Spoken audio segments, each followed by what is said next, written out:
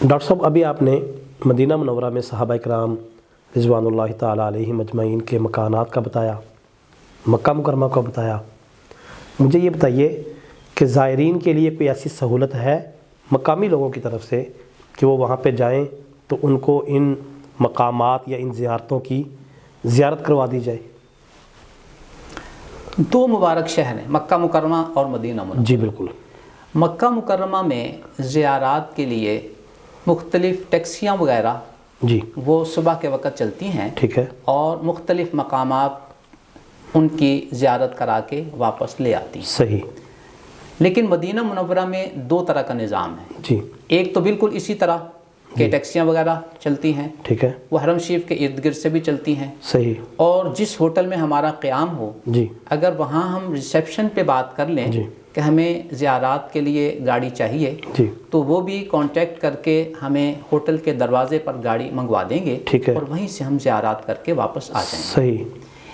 ایک اور نظام حکومت کی طرف سے ہے، جی وہ یہ ہے کہ مسجد نبوی شریف کے ارد گرد جی چند مقامات پہ انہوں نے 2 منزلہ بسیں جی ان کی سروس شروع کی ہوئی ہے. صحیح.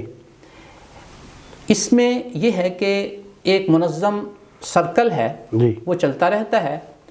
اگر ایک شخص مسجد نبوی شریف سے اس بس میں ٹکٹ لے کے سوار ہو گیا، جی اب وہ مسجد قباء میں اتر جائے، صحیح.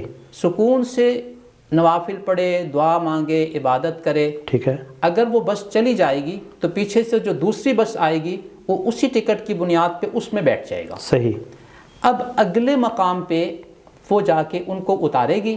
جی مثلا مسجد قبلتین چلے گئے، اب وہاں جا کے اس نے نماز پڑھنی ہے، دعا مانگنی ہے، تو اس کو اس بات کا فکر نہیں ہے کہ میری مسجد میں رہتے ہوئے گاڑی بس چلی جائے گی. جی تو وہ آرام سے آئے، جی نیکسٹ بس یا تو کھڑی ہوگی یا آ جائے گی چند منٹ میں، اس میں بیٹھ کے آگے چلا جائے. صحیح.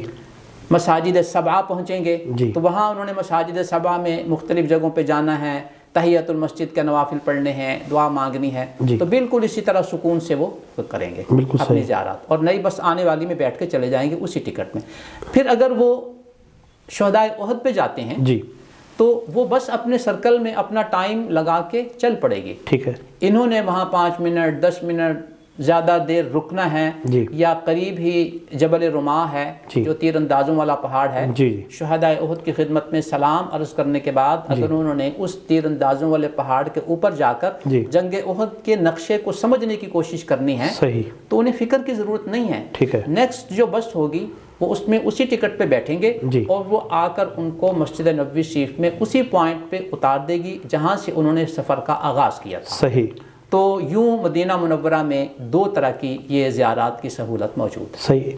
میں حضرت اس حوالے سے پوچھنا چاہ رہا تھا کہ یہ جو آپ نے سہولتیں بتائی ہیں، اس میں صرف مقام بتا دیا جاتا ہے کہ یہاں پر مثال کے طور پر احد کو لیں، یہ احد کا مقام ہے.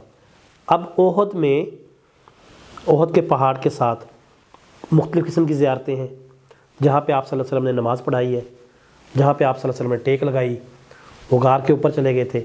اس قسم کی زیارتیں صرف وہاں کا جو مقامی بندہ ہے وہی بتا سکتا ہے، باہر سے جانے والے بندے کو نہیں پتا ہوتا. اس حوالے سے میں پوچھنا چاہ رہا ہوں کوئی سہولت موجود ہے؟